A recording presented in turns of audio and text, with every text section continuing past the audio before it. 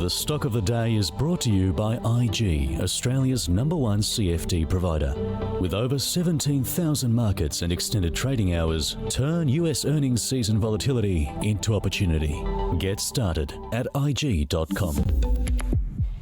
Hi there, and our stock of the day today on this Friday afternoon is Domino's Pizza. It said today that it will close 205 loss-making stores, including 172 in Japan, in a bid to sharpen market focus and improve profitability.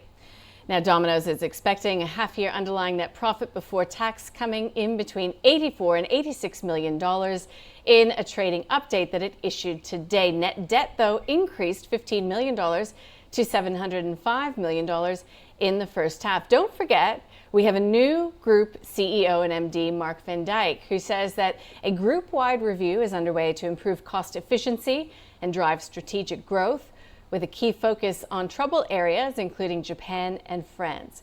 It also says that it will pay out a 55.5 per share interim dividend unfranked. And of course, the company results come through on February the 25th. Today, just a rocket under that stock, up by close to 22% as we mark just past 12 noon here in Sydney. So this is an interesting one, isn't it, coming prior to the results later this month. Jun Bei, in your view, could this be a turning point for Domino's? Yeah, I actually think so.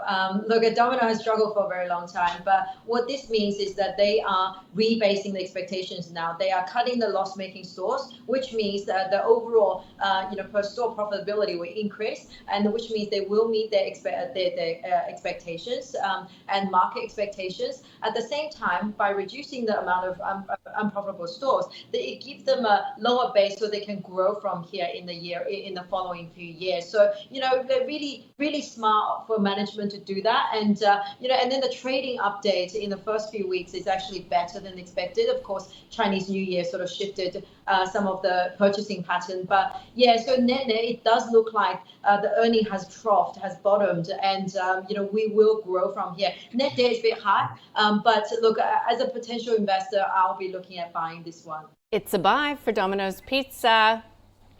Are you crusty with that call there, Adam? Only if there's cheese in it.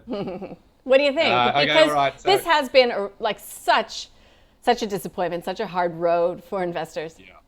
Yeah, absolutely. And I own some in my super fund, and I'm just getting even now, so I'm actually quite happy.